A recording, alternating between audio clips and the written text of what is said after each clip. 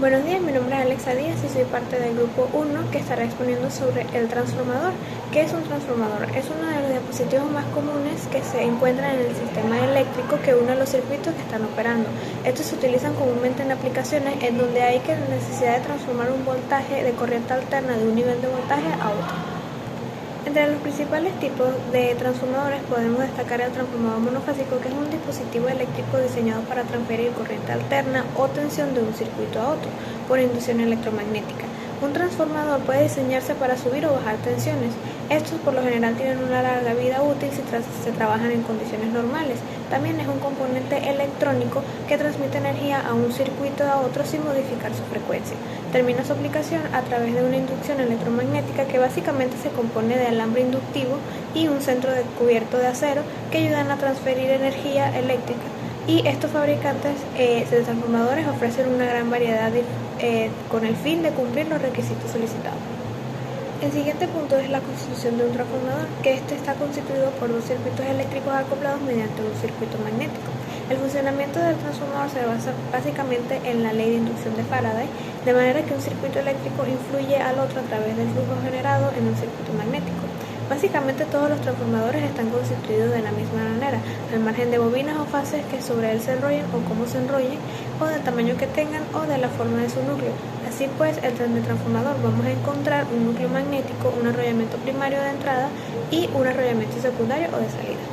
Como principio básico podemos decir que los transformadores se basan por inducción magnética y al aplicar una fuerza electromotriz al devanado primario, es decir, una tensión, se origina un flujo magnético en el núcleo de hierro. Este flujo viajará desde el devanado primario hasta el secundario y con su movimiento generará una fuerza electromagnética en el devanado secundario.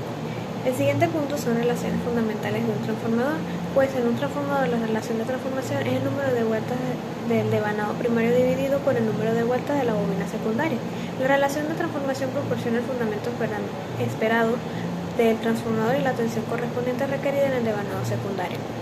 Si se requiere una tensión secundaria menor que la tensión primaria, pues un transformador reductor, el número de vueltas en el secundario debe ser menor que en el primario, y para transformaciones elevadores es al revés, pues cuando la relación de transformación reduce la tensión, eleva la corriente y viceversa, de manera que la relación de transformación de corriente y tensión del transformador ideal está directamente relacionado con la relación de vueltas o espiras. La capacidad nominal de un transformador podemos definirla como un valor relevante del transformador de lejía de potencia, que figura en su placa característica y en forma bien visible, con números grandes sobre el tanque de expansión o cuba y que no siempre es bien interpretado. Usualmente se le expresa como kVA o MVA, que significa miles o millones de volt-ampere, y define el tamaño del transformador o los valores máximos de corriente correspondientes a cada arrollamiento. Existen dos tipos de polaridades que pueden tener un transformador: polaridad sustractiva y polaridad aditiva. En la aditiva, H1 y X1 marcan de forma diagonal entre primario y secundario, y en la sustractiva, H1 y X1 se marcan de forma adyacente. Para poder determinar la polaridad de los transformadores se conecta una fuente en el primario, luego un cable puente entre los terminales adyacentes de primario y secundario, y mientras que en los terminales adyacentes restantes se va a conectar un voltímetro. Se considera polaridad aditiva si el voltaje registrado es mayor que la fuente y sustractiva si es menor. Como otros tipos de transformadores tenemos el transformador bifásico, que tiene dos fases y un neutro, por lo que cuentan como 4 embobinados, 2 de alta y 2 de baja. Es común encontrarlos en instalaciones comerciales o en aplicaciones especiales. También tenemos el transformador trifásico, que tiene 3 fases y está formado por 3 embobinados, 3 de alta y 3 de baja. Este transformador típicamente se conecta en estrella o en delta o cualquiera de sus combinaciones. También podemos encontrar los transformadores de potencia, que sirven para variar los valores de tensión de un circuito de corriente alterna, manteniendo su potencia, y su funcionamiento se basa en el fenómeno de la inducción electromagnética. Por último, encontramos los transformadores de medición, cuya función es medir, requieren reproducir fielmente la magnitud y el ángulo de fase de la corriente, y su precisión debe garantizarse desde una pequeña fracción de corriente nominal del orden del 10% hasta un exceso de corriente del orden del 20% sobre el valor nominal. Buenos días, mi nombre es Dimari Reyes y le voy a hablar sobre los transformadores de potencial. Los transformadores del potencial se comportan en forma similar a un transformador convencional de 2 bobinas. Estos transformadores se construyen para todas las tensiones del circuito normalizado. Normalmente son de tipo seco o moldeado. Ahora, un transformador de corriente son unidades que miden corrientes en sistemas de potencial y se usan en plantas de generación, subestaciones eléctricas y en las distribuciones de energía eléctrica y comercial. Ahora continuamos con el circuito equivalente de un transformador. El diagrama de un circuito equivalente de cualquier dispositivo puede ser muy similar a una predeterminación de comportamiento del dispositivo bajo las diversas condiciones de operación. Es simplemente la representación del circuito del circuito de la ecuación que describe el rendimiento del dispositivo. El circuito equivalente simplificado.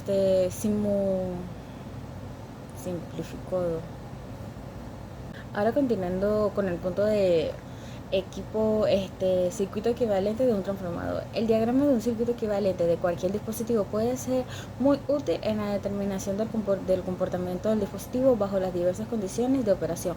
Es simplemente la representación del circuito de las ecuaciones que describe el rendimiento del dispositivo.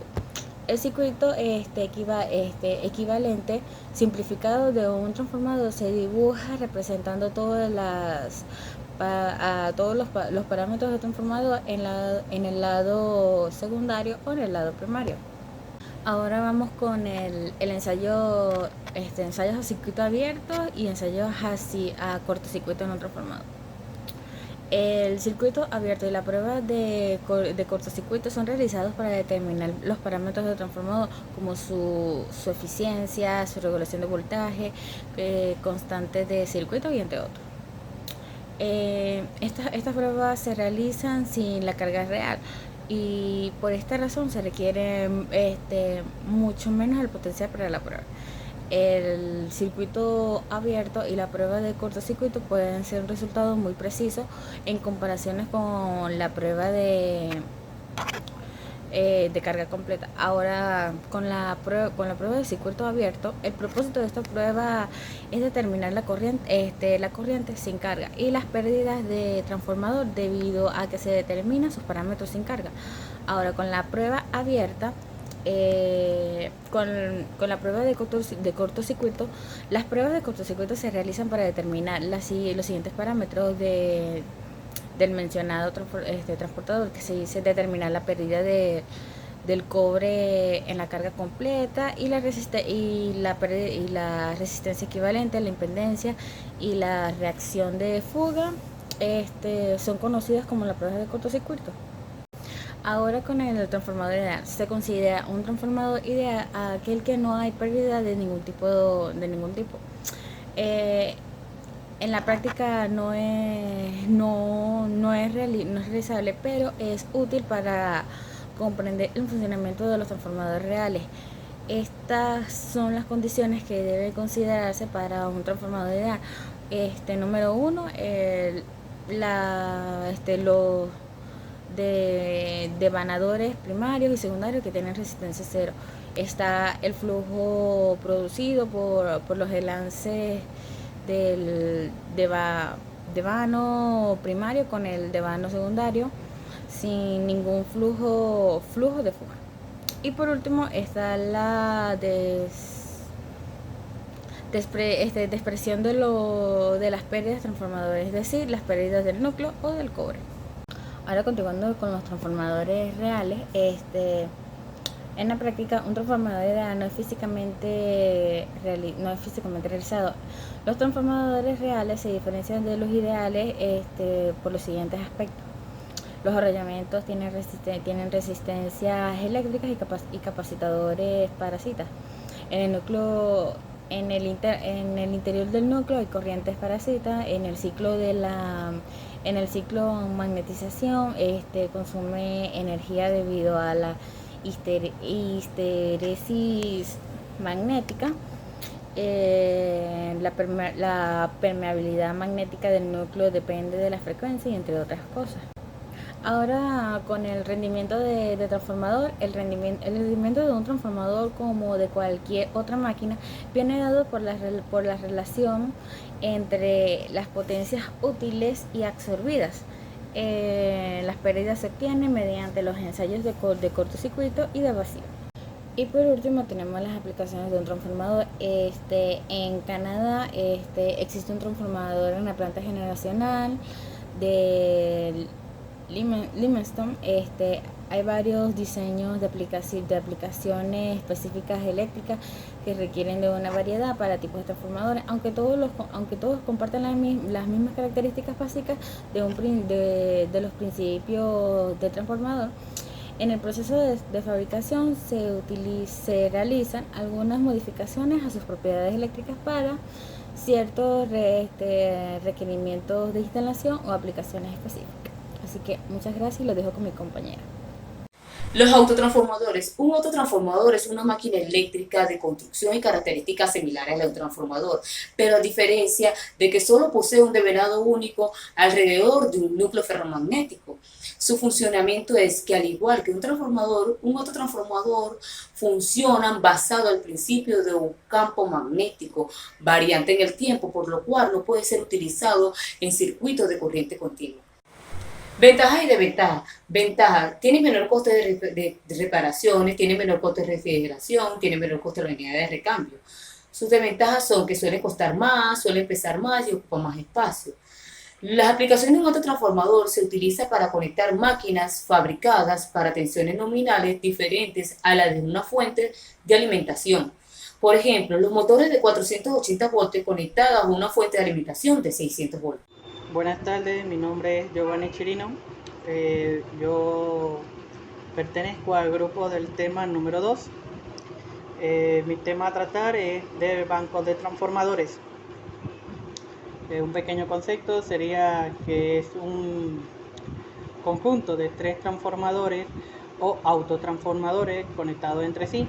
Entre ellos tenemos conexión estrella-estrella, conexión delta-delta, conexión estrella-delta y conexión delta-estrella.